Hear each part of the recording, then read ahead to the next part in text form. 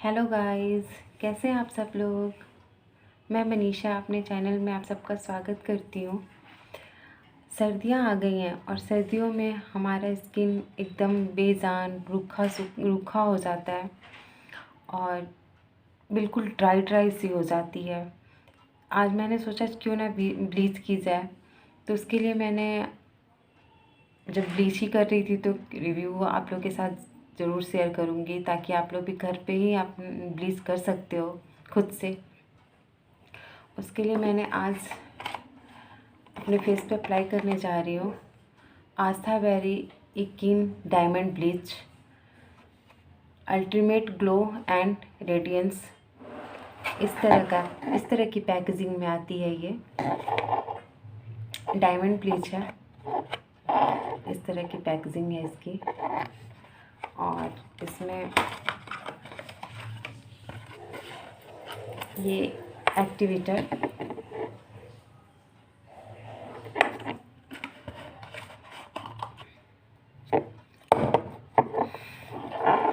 और ये ब्लीच, और ये है स्पैचुला। और ब्लीच की पैकेजिंग इस तरह की है, अच्छी है इसकी ब्लीच की पैकेजिंग। नॉर्मली सिर्फ कैप आता है, इसके साथ ये पेपर से बंद है। ये है इसकी ब्लीच। क्वांटिटी मैं बता दी, इसका मैन्युफैक्चर डेट है 7/21 और एक्सपायरिंग डेट है 6/24। काफ़ी लंबा टाइम तक ये आप इसे यूज़ कर सकते हो। वीडियो स्टार्ट करते हैं। इसे अप्लाई कैसे करते हैं ये मैं आप लोग के साथ शेयर कर रही हूँ। पहले आप फेस को क्लीन कर लीजिए। आपके पास क्लींजिंग मिल्क है तो उससे क्लीन कीजिए, या फिर फेस वॉश करने के बाद ही ब्लीच अप्लाई कीजिए अपने फेस पे। मैं क्लींजिंग मिल्क से पहले फेस को क्लीन कर रही हूँ।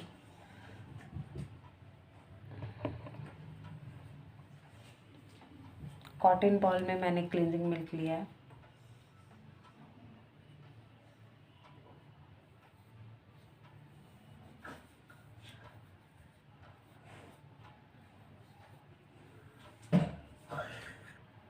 हल्के हाथों से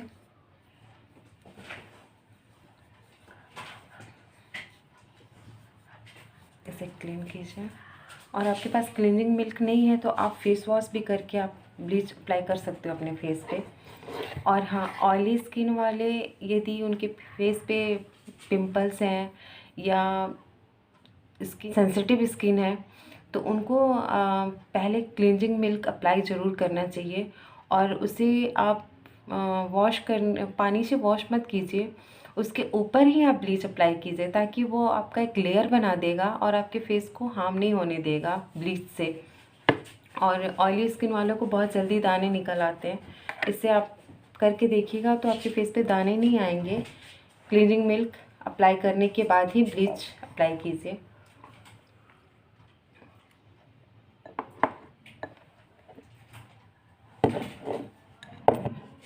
मैंने 1 स्पून लिया है, 2 स्पून ब्लीच और एक्टिवेटर,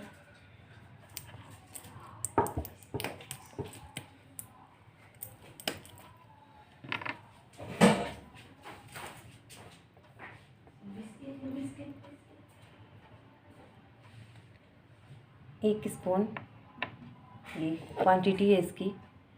मेरे फेस पे फेशियल हेयर ज़्यादा है इसलिए मैंने थोड़ा सा ज़्यादा लिया है। आपके फेस पे यदि हेयर कम है तो आप एक चुटकी ही लिया कीजिए एक्टिवेटर। और यदि आपके फेस पे ब्लीच लगाने के बाद इचिंग होती है, नॉर्मली थोड़ी बहुत इचिंग तो हर ब्लीच में होती है, और ज़्यादा हो तो आप रोज़ वाटर का अप्लाई कीजिए उसके ऊपर ही, ब्लीच के ऊपर ही, ताकि आपका फेस जले ना। और ज़्यादा ही लग रहा है तो आप फेस क्लीन कर दीजिए, ब्लीच हटा दीजिए अपने फेस से। एक्टिवेटर को अच्छी तरह से मिक्स कर लेंगे।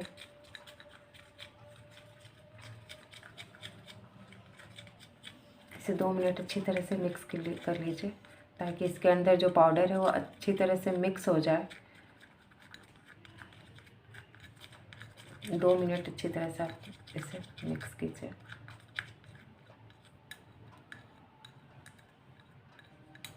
मैंने अपने फेस पे क्लींजिंग मिल्क कॉटन बॉल से अप्लाई किया था। अब मैं इसे क्लीन कर रही हूँ टिश्यू पेपर गीला करके, फिर मैं ब्लीच लगाऊंगी।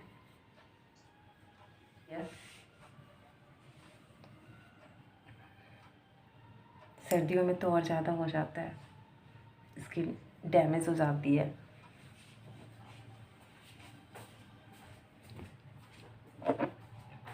हाथ से भी अप्लाई कर सकते हो और आपके पास ब्रश है, ब्लीच ब्रश, तो आप उससे भी अप्लाई कर सकते हो। मैं अपने फिंगर से आज ब्लीच लगाऊंगी नीचे से ऊपर।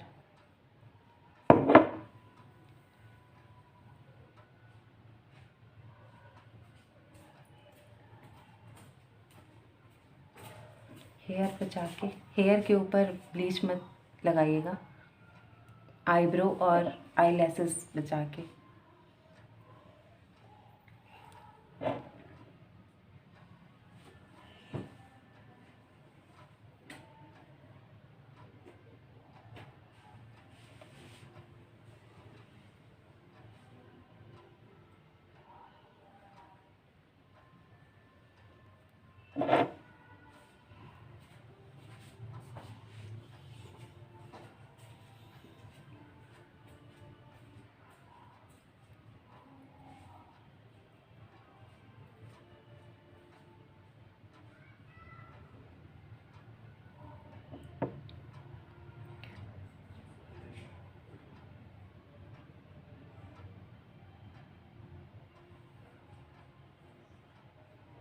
मैं फ़ोन में ही देख करके अप्लाई कर रही हूँ।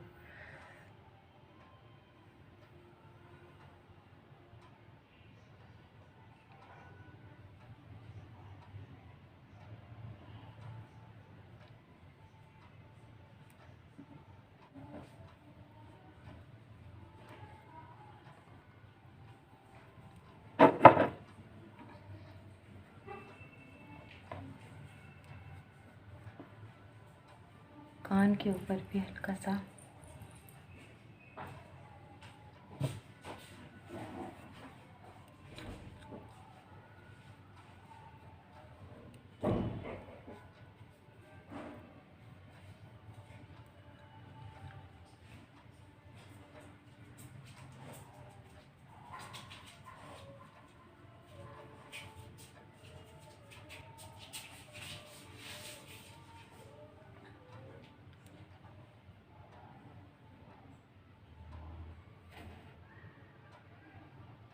यदि आईब्रो पे ज़रा भी टच हो जाता है आपको तो तुरंत क्लीन कर दीजिए, नहीं तो गोल्डन हो जाएगी आईब्रो भी।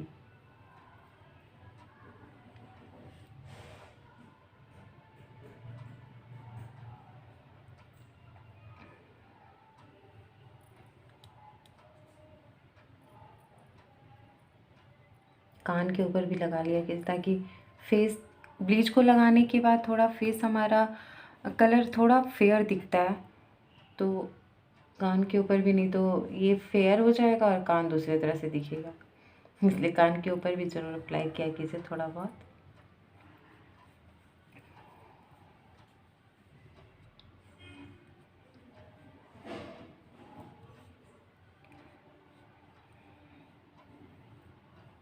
इसे मैं 20 मिनट के लिए छोड़ दूँगी। यदि आपको आँखों में जलन होती है तो कॉटन में रोज़ वाटर ले करके अपने आइज़ के ऊपर रख लीजिए। 20 मिनट के बाद इसे मैं हटाऊँगी।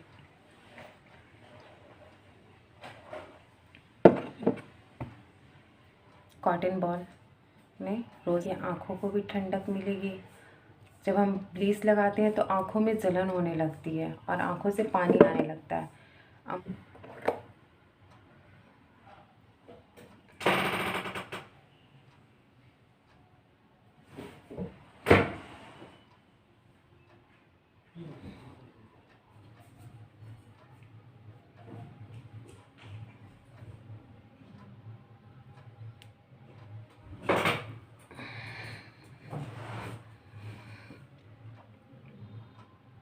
20 मिनट हो गए हैं। अब मैं इसे चेक करूँगी। करने के लिए ये ऊपर ले जाना पड़ता है। इसे ऊपर की तरफ खींचिएगा तो आपके बाल गोल्डन गोल्डन से दिखेंगे। इसका मतलब आप समझिए कि आपकी ब्लीच कंप्लीट हो गई है।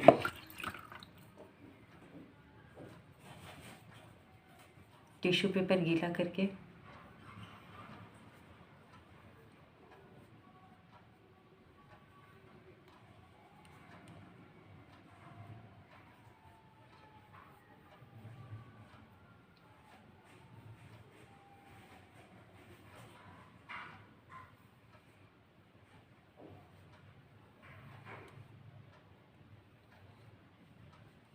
देखिए, मैंने ब्लीच अप्लाई करने के बाद मेरा फेस का कलर थोड़ा सा फेयर दिख रहा होगा और फेस पे ग्लो भी है।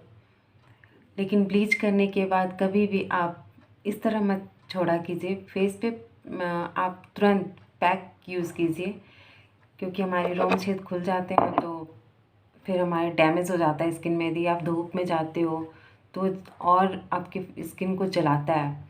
के बाद मेरा फेस का कलर थोड़ा सा चेंज हो गया है, ग्लो भी आ गई है फेस पे। और अब मैं फेस पे फेस पैक यूज़ करूँगी। ये चंदन पैक है और इसमें रोज़ वाटर। ब्लीच करने के बाद आप पैक ज़रूर यूज़ कीजिए, क्योंकि ब्लीच करने के बाद हमारा फेस जलता है तो ये हमारे फेस को ठंडक देती है और रोम छेद हमारे जो खुले होते हैं, पोर्स जो खुली होती है वो बंद हो जाती है। ये चंदन पाउडर है, मैंने गुलाब जल के साथ इसे मिक्स किया है।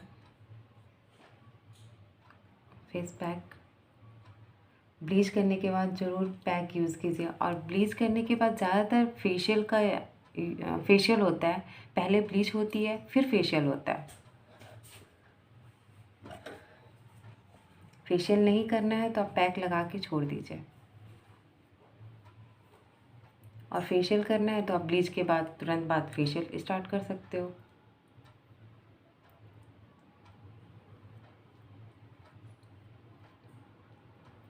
पैक भी नीचे से ऊपर।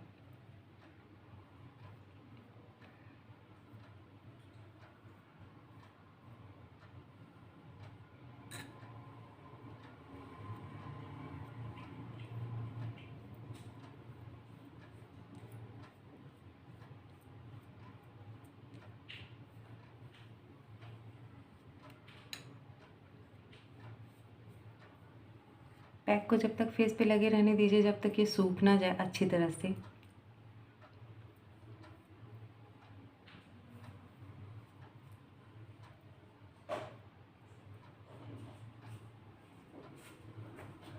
पाँच से 10 मिनट में ये पैक सूख जाएगा अच्छी तरह से। और फिर आप ब्लीच कभी भी आप कांच की कटोरी में ही बनाइए। कोई भी कांच का बाउल हो, जिस तरह से ये है कांच का बाउल हो, या फिर चीनी मिट्टी का हो, प्लास्टिक का हो। स्टील की में आप कभी भी ब्लीच मत बनाइए, कभी भी नहीं बनाना। कभी भी ब्लीच बनानी हो तो कांच की कटोरी या फिर चीनी मिट्टी का बर्तन हो या फिर प्लास्टिक का, ये तीनों में से कोई एक जिसमें आप ब्लीच बना सकते हो। स्टील में कभी भी ब्लीच नहीं बनानी चाहिए। कभी आप पहली बार ब्लीच अपने फेस पे अप्लाई करने जा रहे हैं फर्स्ट टाइम, तो कभी भी डायरेक्टली फेस पे आप ब्लीच मत लगाइए। पहले कान के पीछे ब्लीच बनाने के बाद कान के पीछे लगाकर 10 मिनट छोड़ दीजिए। वो जब आपको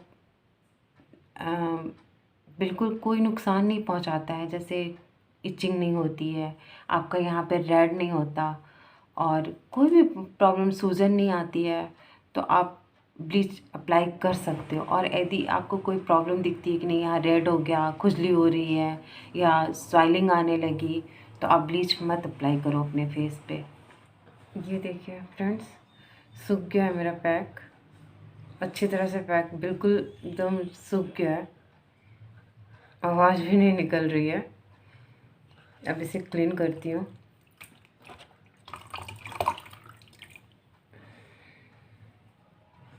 पहले अच्छे से डैप डैप कर लीजिए पानी में, टिश्यू पेपर में।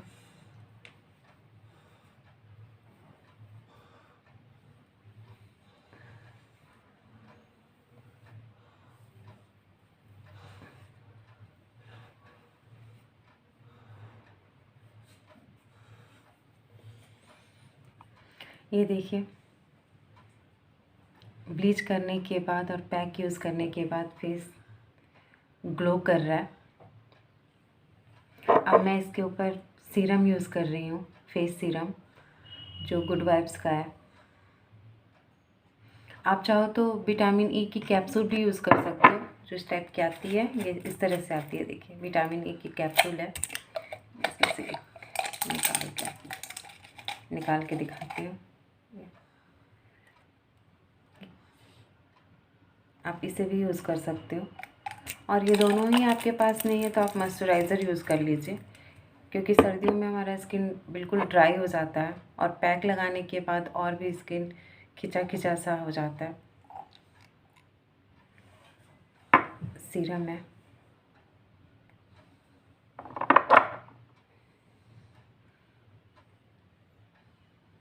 सीरम यूज़ करने के बाद आप 4-5 घंटे छोड़ दीजिए और ब्लीच अप्लाई कीजिए। इसके बाद तुरंत धूप में मत बैठिए 1-2 दिन, और बैठना भी है तो आप फेस को कवर कर लीजिए।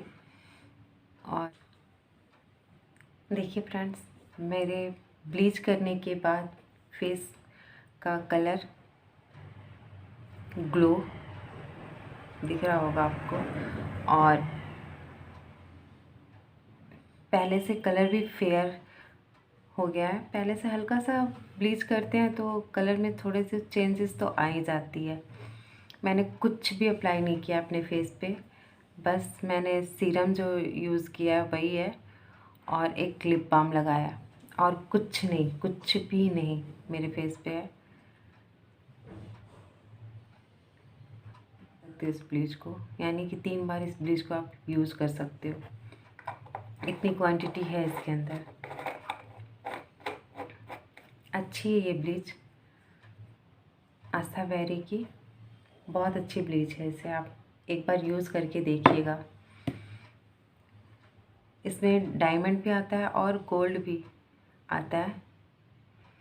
और ये वीडियो आप लोगों को कैसी लगी प्लीज़ बताइएगा। मेरी इस वीडियो से किस किस ने ब्लीच करना घर पे सीखा है।